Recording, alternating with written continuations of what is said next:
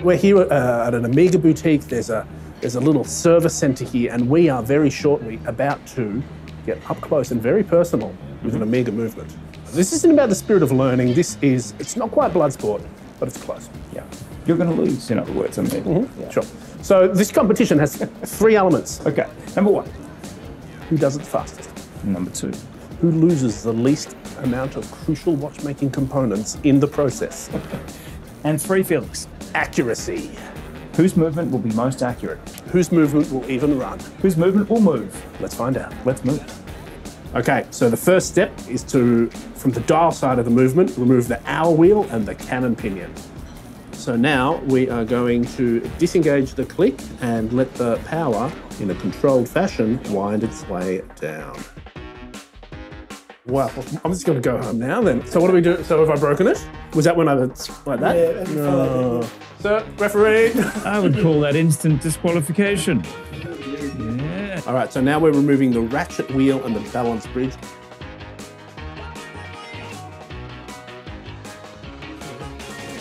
That is the beating heart of the watch. How long is power reserve on this? 42 hours or something?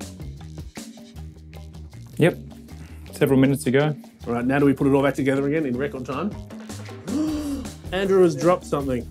Oh, I lost mine as well. Oh God, Andrew, while you're down there. Oh no, I've bananaed mine. It's bent.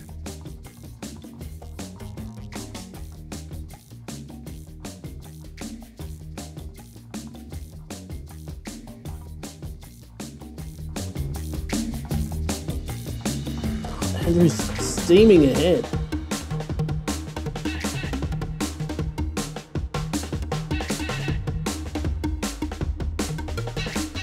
What you need to do next, Andrew, is undo all the screws, drop it on the floor a few times.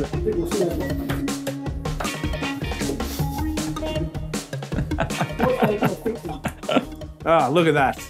With no errors at all, it's beautifully complete. Now it comes down to this. We have 2 disassembled and reassembled movements.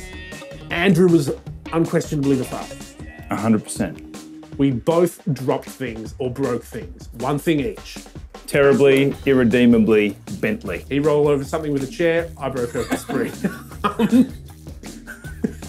It all comes down to this, the final challenge. Which watch is the most accurate? They're good games. That's good. So the watchmaker is telling us that this line is not good. I thought games were good. We've got rapid games. A little too rapid. Felix, we are fresh from the discovery that we are in the lowest percentile of amateur watchmakers. I just want to know, how does that make you feel as someone who's dedicated his life to watches? Look, it's a learning experience, and I think the real take-home lesson here is that we shouldn't ever service your watch. Andrew was clearly the quickest. Yes, I was. We both broke things. One thing Grievously damaged, one part each. Mine was a fairly significant part, which had an impact on the accuracy, which meant that the overall champion of the Omega inaugural Time+Tide 2018 Watchmaking Challenge is Mr. Andrew. Thank you. But I think really the winner is Omega and their excellent servicing. To be honest, the thing that amazes me, this is like the most simple manually wound movement. Yes. The level of testing that goes into something like a METAS master chronometer is, well above and beyond. Let alone a humble 3-2-1 movement. So there you go. Yeah, okay. Like and subscribe to the channel. Thanks for watching Andrew and Felix's Amateur Watchmaking Hour. It will never happen again, so enjoy. Hope you enjoy.